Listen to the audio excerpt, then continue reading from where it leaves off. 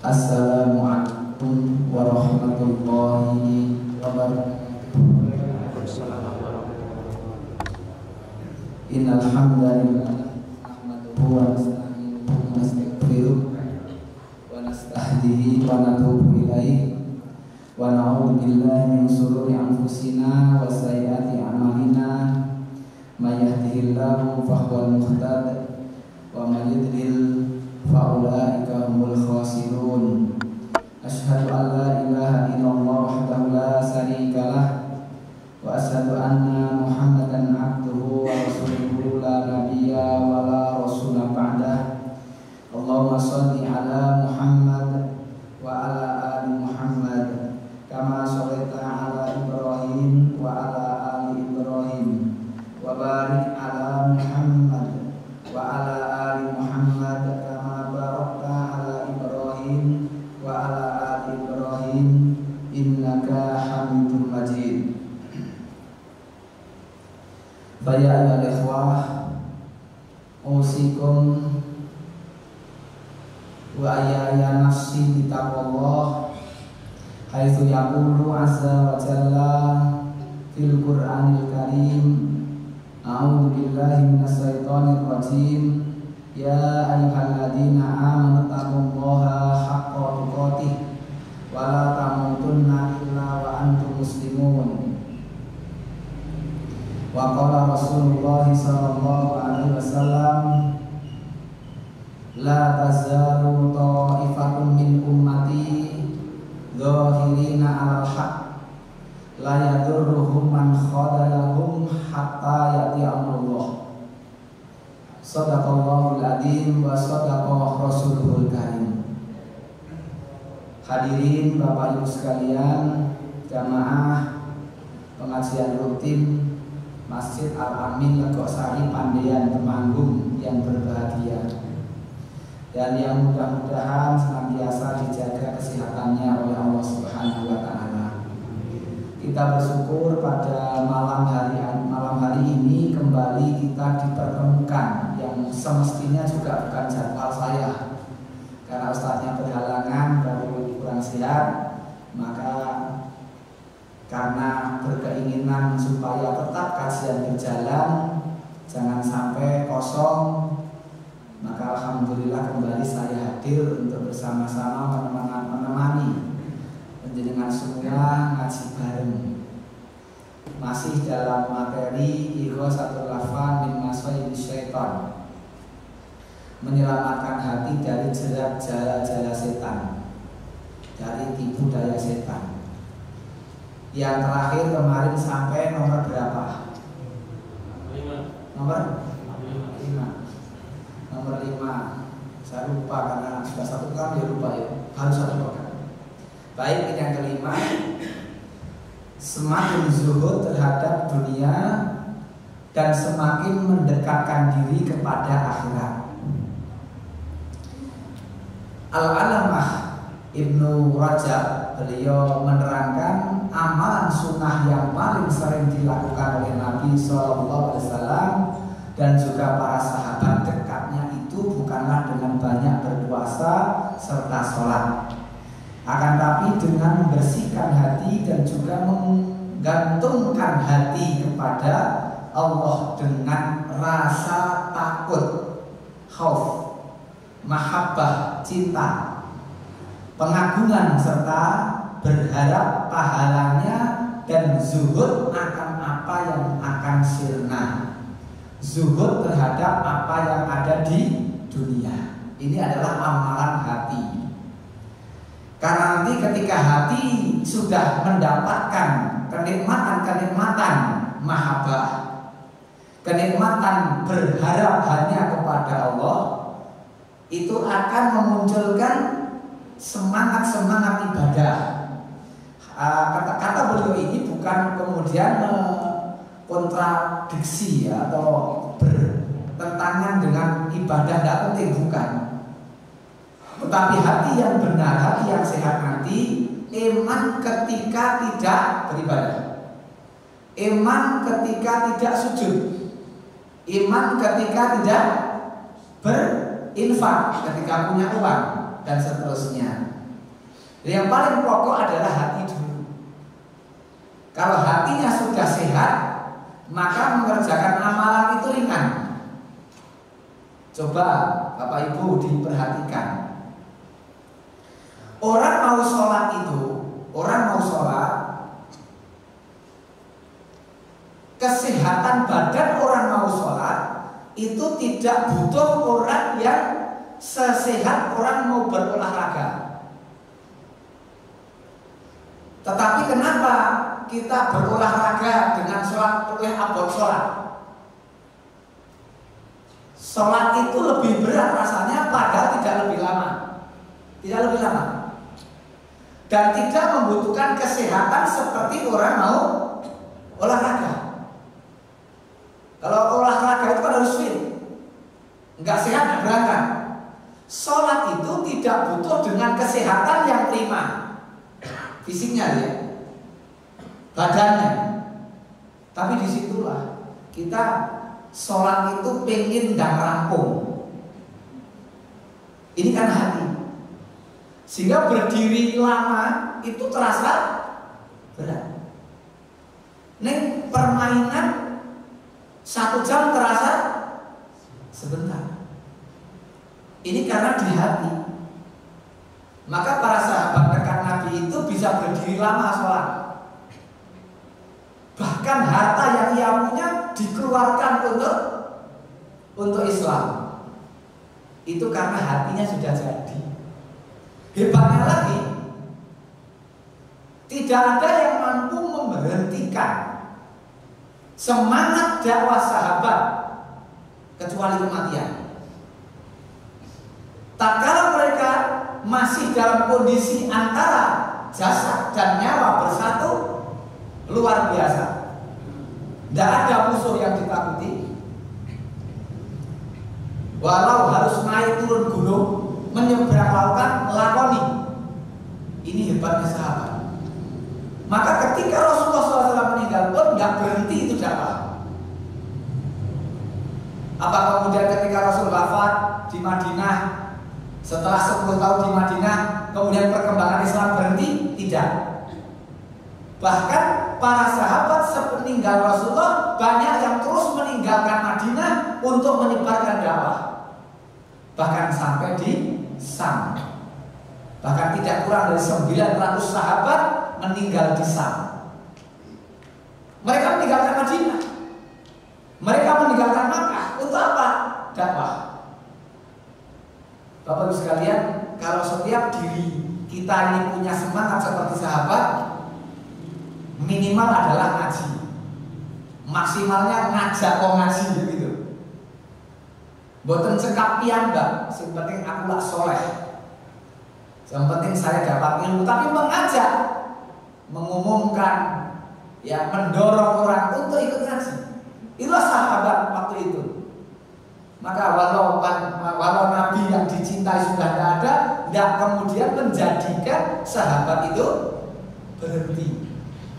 Maka Islam berkembang terus sampai ke tanah air kita Indonesia. Dan tidak mungkin kok kemudian di tanah air yang sekarang kita saksikan mayoritas Muslim, walau tingkat keimanan masing-masing berbeda, tapi ini sudah luar biasa. Di negeri kita ini Muslimnya luar biasa, banyak. Bahkan tampak sebelum pandemi kemarin kebangkitan itu sendiri. Banyak sekali madhab pondok-pondok pesantren berdiri. Banyak sekali anak-anak di bawah umur sudah hafal Quran. Ini kan luar biasa. Itu tidak mungkin tanpa ada orang-orang yang mempunyai semangat menyebarkan Islam.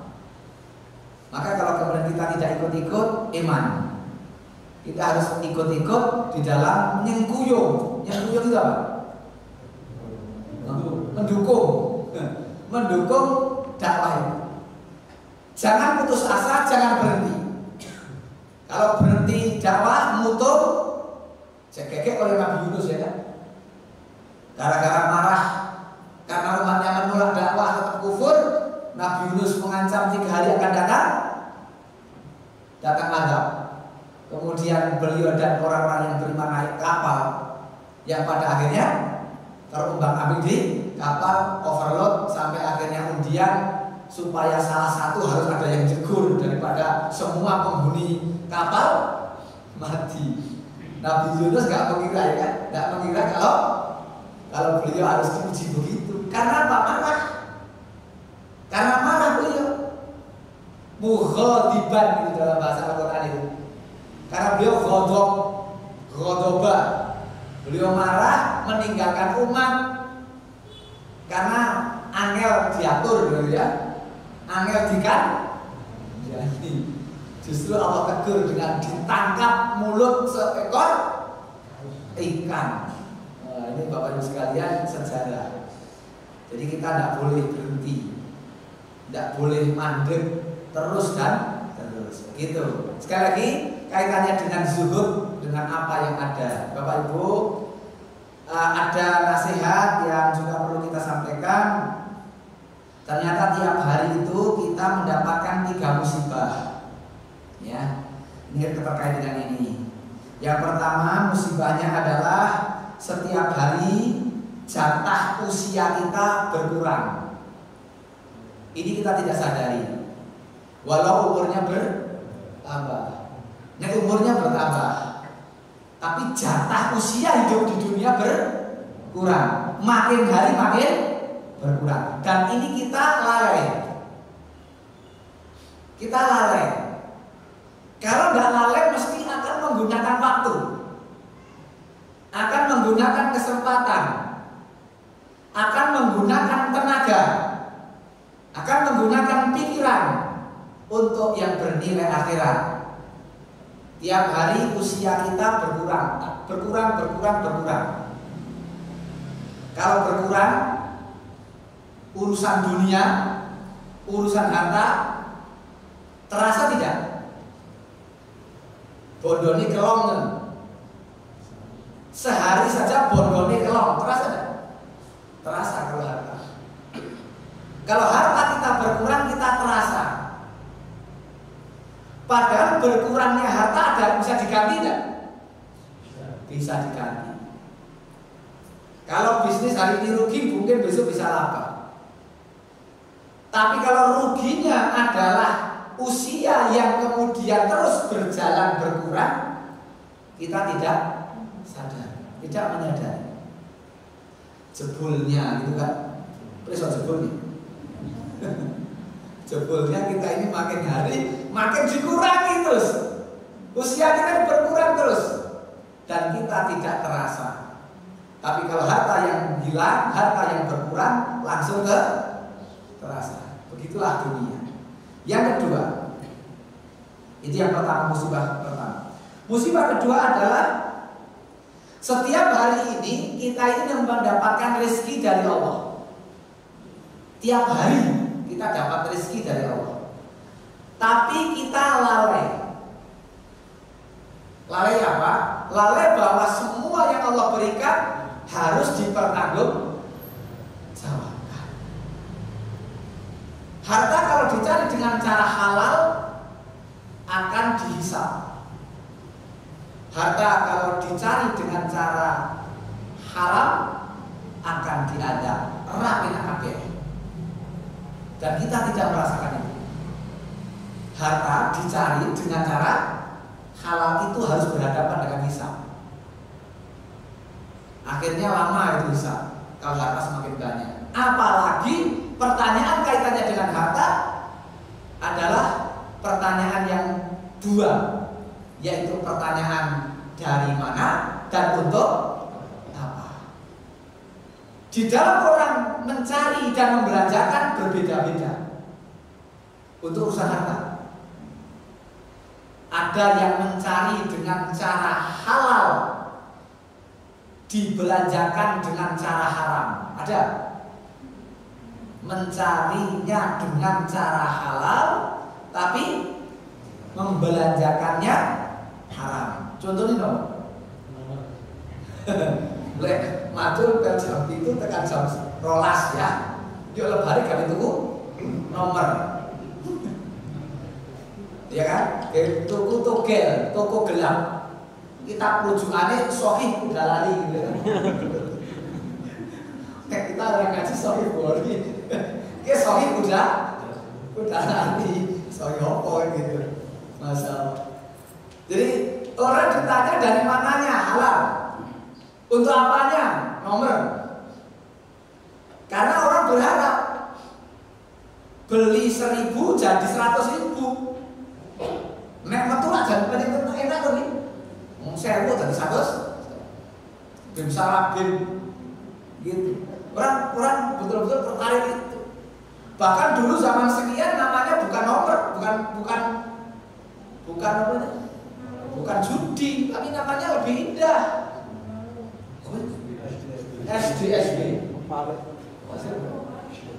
SDSB, sumbangan dana sosial berhadiah. Apa aja nanti?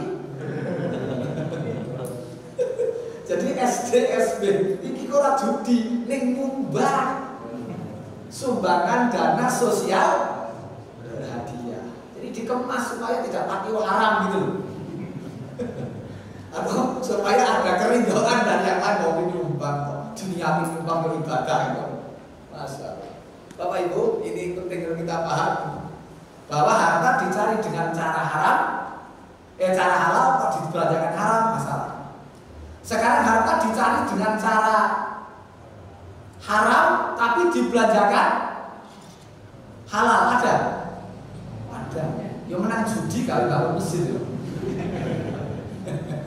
Jadi hasil judi buat bangun madrasah gitu. Caranya haram tapi belanjake halal. Isah apa enggak? Ya enggak sah. Kenapa? Enggak mungkin mencuci dengan air najis. Begitu kan? Enggak bisa. Ada yang mencari dengan cara haram, dibelanjakan dengan cara haram. Judi, sama apa? Zina, ya gitu. Zina saja sudah dirubah namanya kan gitu. Bukan lagi WTS tapi PSK. Nah semakin indah. PSK itu pekerja seks, ya kan? Pekerja seks komersil. Jadi wong itu pekerjaan. Jadi kan rapopo kan itu akhirnya. Ini kan semakin kacau. Haram dicari, dibelanjakan dengan cara haram. Yang paling aman hanya satu, mencarinya dengan cara halal, membelanjakannya halal. Lah manusia mengejar banyaknya. Ini yang menjadikan hati kita keruh. Karena mengejar banyaknya inilah sehingga kadang nabrak-nabrak. Rapopo sing haram itu istighfar gitu kan. Lah kan gitu kan kacau ya, boleh-boleh dalil gitu dan seterusnya. Masalah. Jadi inilah harta ya, tiap hari kita ini dapat rezeki dari Allah tapi kita lalai bahwa itu akan dihisab. Bahkan dalam keterangan tentang materi-materi ruhiyah tentang fikih dunia, bagaimana kita menyikapi dunia. Ada orang kaya yang masuk surganya itu sampai selisih dengan orang miskin. Orang miskin masuk surga, orang kaya masuk surga. Itu orang kaya itu masuk surganya 500 tahun baru dia masuk setelah orang miskin. Jadi orang miskin itu sudah 500 tahun yang lalu dia masuk surga. Lah orang kaya itu baru masuk surga gara-gara kaya. Kok gara-gara kaya ya? Bukan kaya kok, kaya ini bisa jadi musibah kadang-kadang karena kan hisabnya jadi lama. Orang mengejar kekayaan ini kan rawan. Maka Bapak Ibu sekalian, ya memang kalau tanpa harta juga repot. Tapi kalau tidak paham mensikapi harta lebih repot. Karena orang yang tidak punya harta, kekarepannya itu tertunda karena kahanane. Karep karena kerengket tapi nek seret gitu kan bahasa Jawanya. Dua karep nek seret kahanan arah tekan kok. Tapi nek kemudian ada fasilitas, ada dunia, ada harta, banyak karep terpenuhi. Entek tuku apa, tuku sopo, lakon kok di duit. Orang makan sopo barang akhirnya. Ini kan karena hati. Maka yang penting yang urusan hati. Maka yang namanya harta ini nggak mudah, nggak ringan. Di dunia kadang memang ya koyok-koyok menjadi ukuran ya, ukuran. Bahkan menjadi ukuran hari ini orang itu dihormati, dimuliakan itu karena harta. Kalau zaman sahabat kan tidak. Zaman sahabat, zaman Nabi itu orang dihormati dan dimuliakan karena ketakwaan. Maka betul kata Nabi, khairul quruni qarni, tsummal ladzina yalunahum. Sebaik-baik zaman kurun atau masa adalah kurun masaku. Kemudian masa sesudahnya, kemudian masa sesudahnya. Itu zaman Nabi.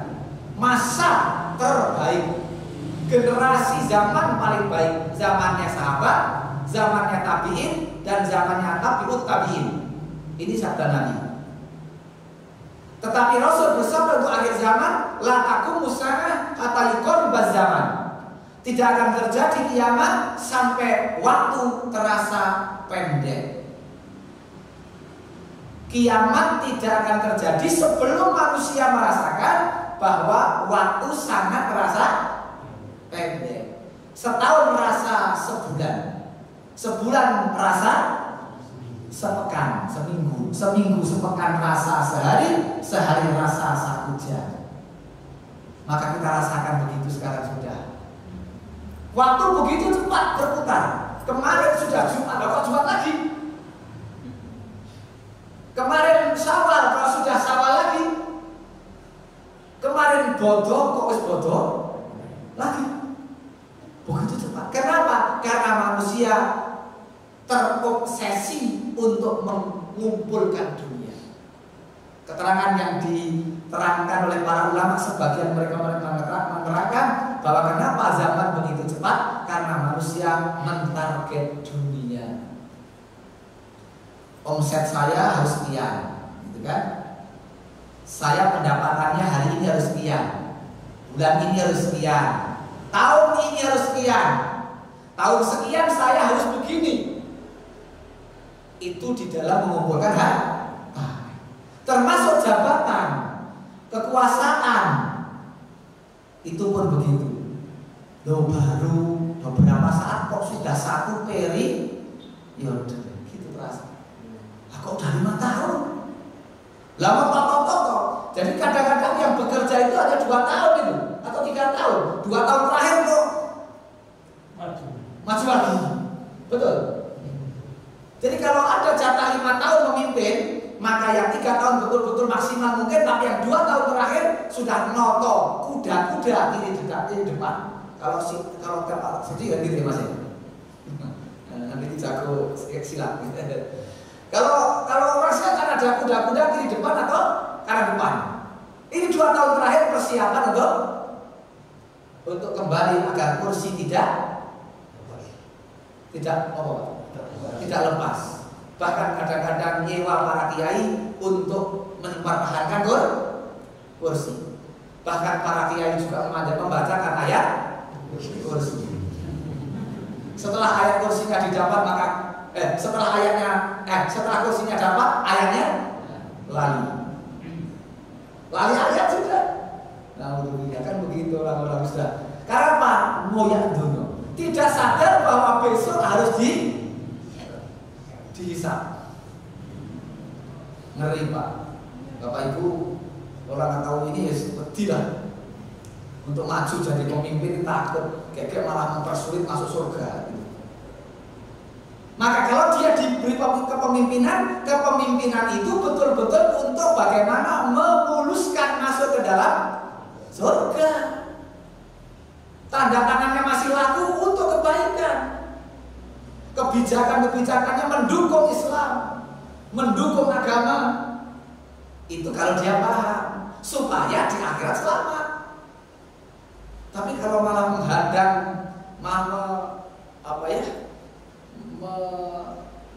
memusuhi bahkan agama Islam. Baru repot itu.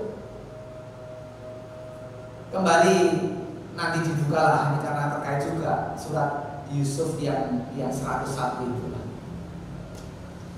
Jadi Nabi Yusuf yang sudah punya kerajaan, yang gitu.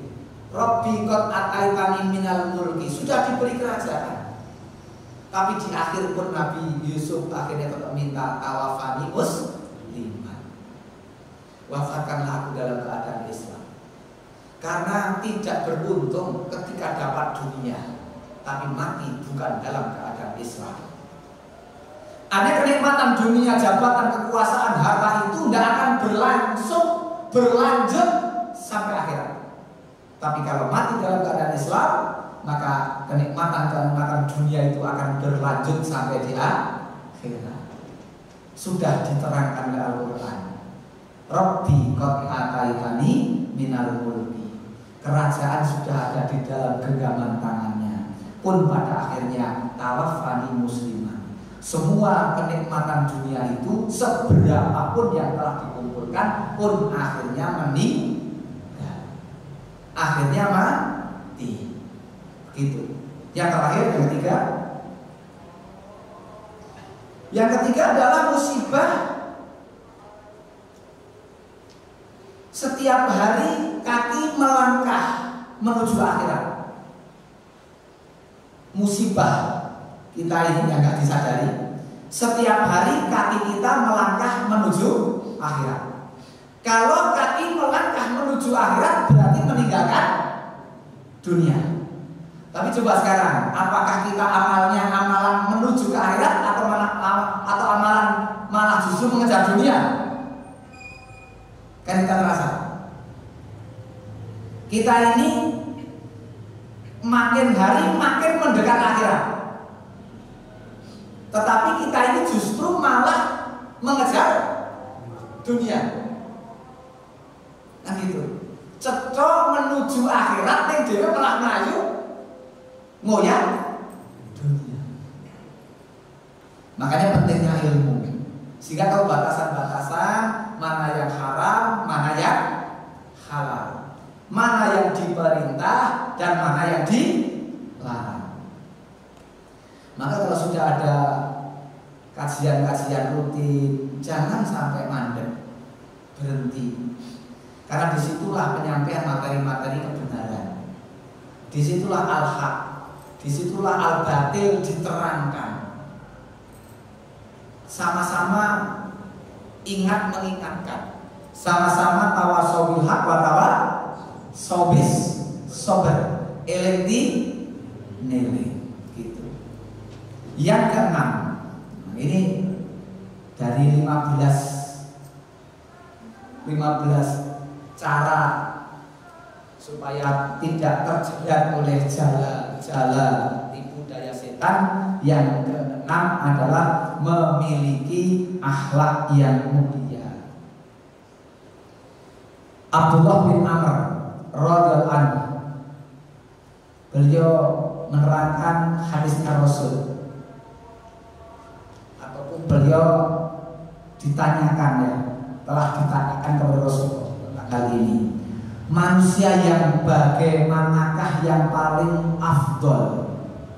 Manusia yang paling utama itu seperti apa? Rasul menjawab, setiap orang yang hatinya mahmum dan lisan ucapannya benar, gitu.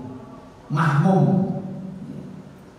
Jadi shodiq suduk. Jadi dia benar. Mereka pun berkata, perkataannya yang benar telah kami ketahui. Perkataan benar itu kami paham, gitu maksudnya. Lalu apakah maksud dari hati yang mahmum? Beliau bersabda, Rasul bersabda, hati yang mahmum adalah hati yang bertakwa dan bersih. Bertakwa dan bersih. Dan tidak ada dosa dan kedzaliman padanya, serta kedengkian dan hasud. Yang pertama bertakwa. Keterangan takwa ini luas sekali. Bahkan keterangan takwa di awal surat Al-Baqarah betul-betul sangat jelas. Hudal lil muttaqin. Selanjutnya apa? Alladzina yu'minuna bil ghaib, ya kan? Jadi kalau di situ tentang alif lam mim dzalikal kitabul la raiba fihi hudal lil muttaqin. Allah terangkan sendiri tentang makna muttaqin, takwa. Siapa orang yang takwa? Alladzina yu'minuna bil ghaib. Yaitu orang-orang yang yu'min, yang iman, yang percaya kepada yang ghaib. Ghaib itu barang sing ora katon ning percaya. Gitu. Enggak kelihatan tapi percaya. Enggak tampak tapi yakin. Maka dalam tafsir Ibnu Katsir tentang alladzina yu'minuna bil ghaib ini, para sahabat pernah bertanya kepada Nabi, hal ahadun khairun minna ya Rasul, apa ada orang yang lebih baik daripada kami gitu. Ini sahabat. Aslamna ma'aka wa jahadna ma'aka. Kami ini masuk Islam bersama Anda. Masuk Islam bersamamu. Wa jahada, dan kami berjihad bersamamu. Kemarin kami sampaikan Tabuk, Madinah, Tabuk dengan membawa pasukan 12.000 pasukan, 12.000 orang. Pantas kalau sahabat bertanya, hal ahadun khairun minna, apa ada orang yang lebih baik daripada kami? Nabi ketika mendapatkan pertanyaan ini dengan ditekankannya para sahabat jawab, satu, karena kami sudah masuk Islam bersamamu, membenarkanmu, dan kami berjihad bersama Anda. Apa ada orang yang lebih baik daripada kamu? Ketika itu Rasul menjawab, ada. Kaget sahabat, siapa? Apa ada? Ada.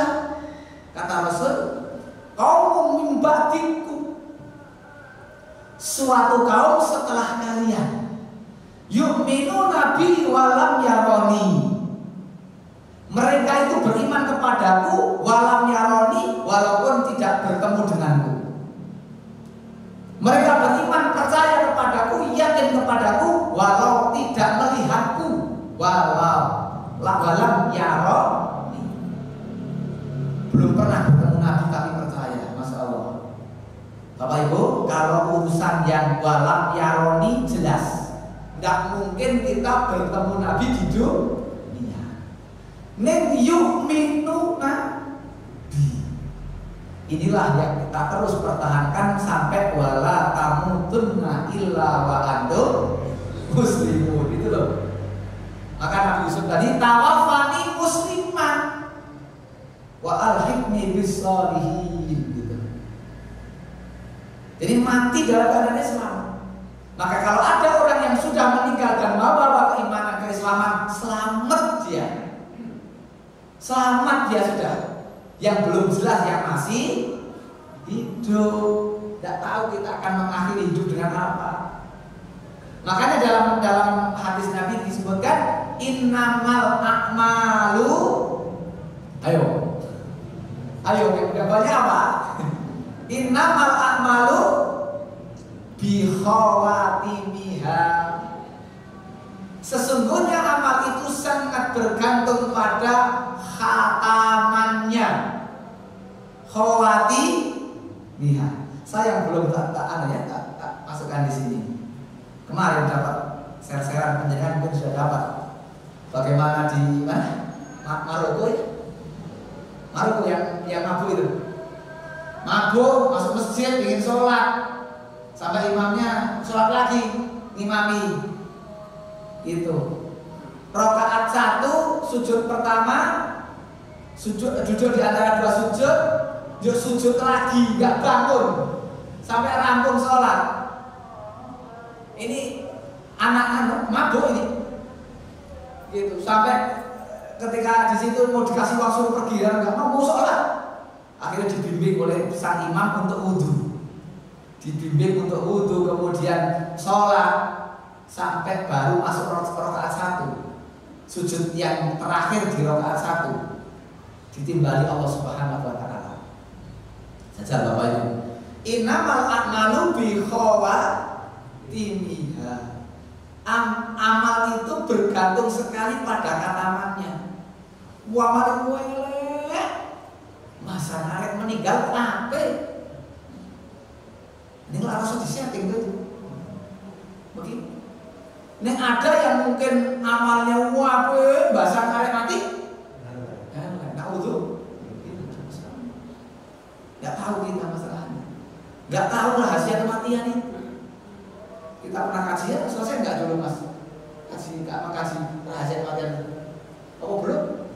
Oh, malah belum. Kenapa Allah merahasiakan kematian itu? Itu ada berapa slide itu? Rahasia mati dirahasiakan tidak tahu. Yang paling ringan ada 4 alasan, tapi yang di luar 4 ini paling gampang itu kalau mati tidak dirahasiakan kita sendiri ketakutan.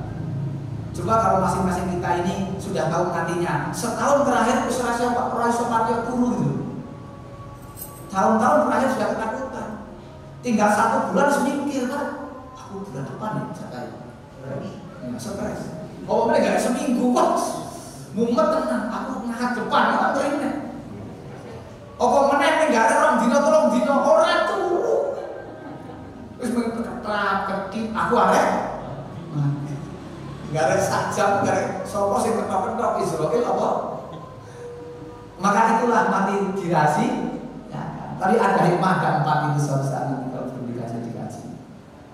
Begitu bos sekalian, ini takwa ya. Yu'minu nabi walam yaroni. Orang yang takwa itu adalah orang yang dia itu percaya yakin kepada Rasulnya walau belum pernah bertemu dengan Rasulnya. Yakin percaya dengan janji-janjinya.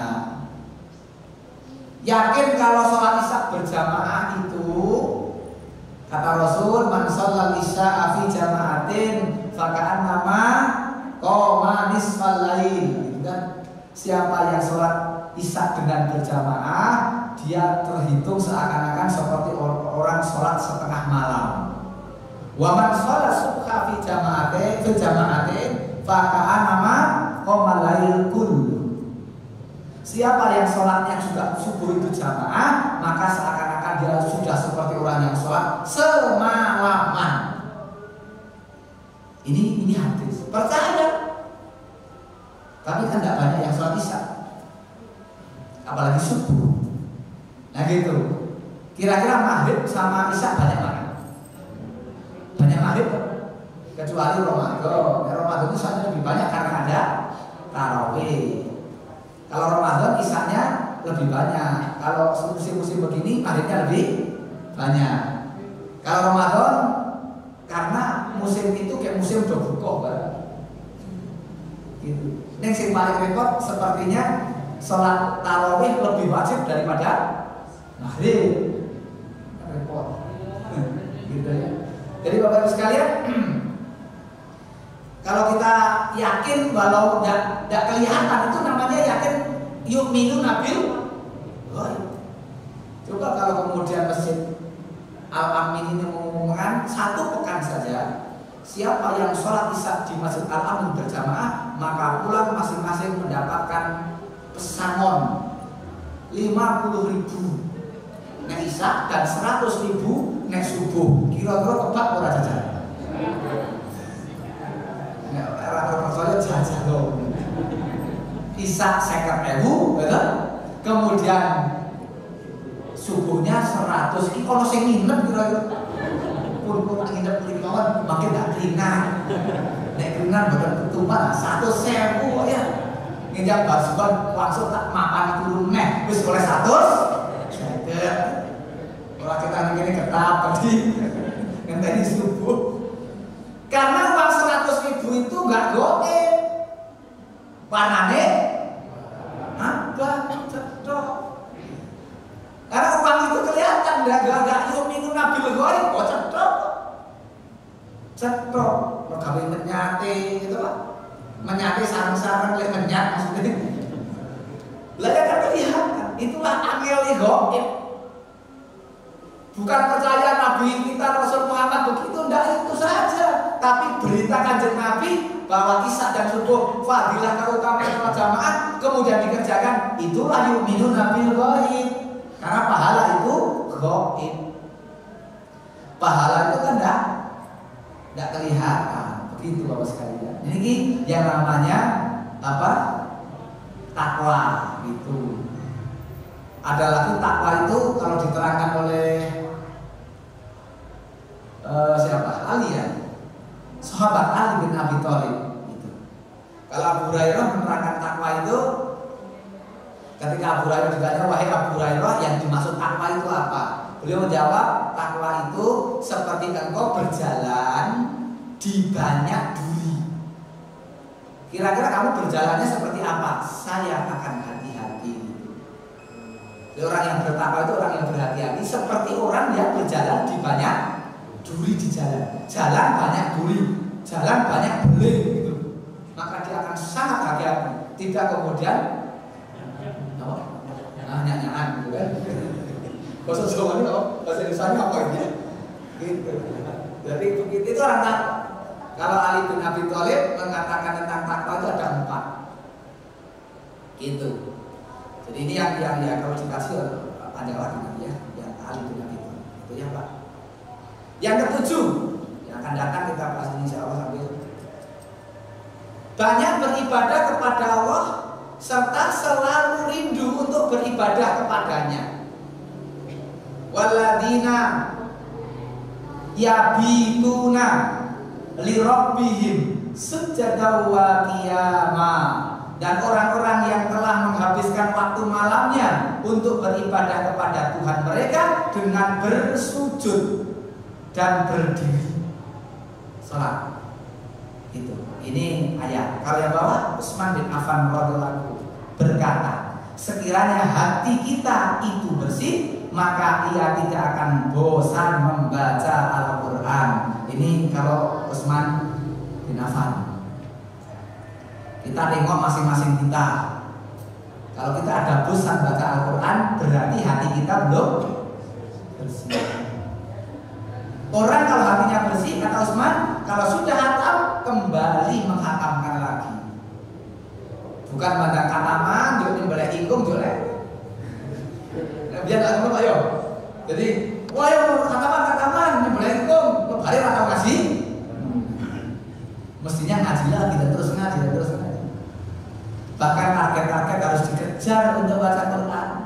Jangan saklegane, jangan sako bere, ning harus mengkoberkan dan melegakan, mencari waktu. Ternyata sebentar kok. Kalau udah biasa itu enak. Tadi saya rapat di PDM itu mau berangkat ke sini Mas Gegasi kan gitu Pak, di kantor PDM di keuangan. Ya Bismillah, hanya berapa itu berapa? Dapat 1 juz. Nunggu gini sambil nunggu menjelang maghrib kan saya kesini dapat 1 juz. Ringan, nggak terasa berat. Nah, nunggu saja, nunggu mau kesini itu karena kalau pulang lagi malah terlambat saya. Lek pergi, lek sarungan ini baru awet sak durung Jumat. Karena terus muter apa? Tadi ada tamu dari Sukoharjo. Ini saya umumkan kepada Bapak Ibu sekalian, kalau punya teman, sanak saudara atau daerah mana membutuhkan masjid, nanti ada tawaran masjid untuk membuat masjid 1 juta masjid di Indonesia. 1 juta masjid dan baru jadi 1000. Tadi ini ketemu dengan teman-teman dari komunitas Yayasan Bina Wahidin Surabaya, perwakilannya dari Solo, dari Sukoharjo. Jadi kesini, Ustaz, tolong sampaikan ke banyak jamaah, siap kalau bangun masjid nanti kami akan ajukan proposal ke Timur Tengah. Monggo kalau ada yang ngersake pembangunan masjid di daerah-daerah mana, apalagi yang masih kosong masjid, siap teman-teman akan membantu untuk kelangsungan itu. Bahkan lembaga pendidikan juga ini. kami juga sedang mengajukan untuk lembaga pendidikan karena kami ada amanah tanah sekitar 3.000 sampai 4.000 meter di Stang. Mau kita bikin pondok pesantren tahfidz insya Allah. Ini beliau sudah tahu ini dan besok sore dia akan langsung karena sekarang ini perjalanan ke Wonosobo dan saya minta untuk besok sore kembali ke Temanggung dan ketemu di Secang untuk saya ajak survei ke TKP untuk pembuatan pondok ke depan itu Pak. Ini tadi perjalanan sesiangan tadi sampai sore ini. Oke, sementara mikirin maupun kesel banget ya. Ya, masih berapa? Baru 7 sampai ke ini yang ke terakhir, tanggal 15. Yang akan datang, berarti kalau ada yang tidak bisa hadir, kalau saya bisa saya dihubungi, kalau saya bisa jalan. Asal sehat dan seterusnya, asal ada badan sehat dan tidak pas kebilan. Makanya mudah-mudahan bermanfaat apa yang kami sampaikan. Kalau ada kata Pak Matur yang kurang pas, kurang mengenakan di hati, sangat mohon maaf, tidak ada niatan untuk menyakiti hati. Aku lupa lihat, astagfirullahaladzim wa lakum. Innahu ghafurun. Assalamualaikum warahmatullahi wabarakatuh. Nomor kalau ada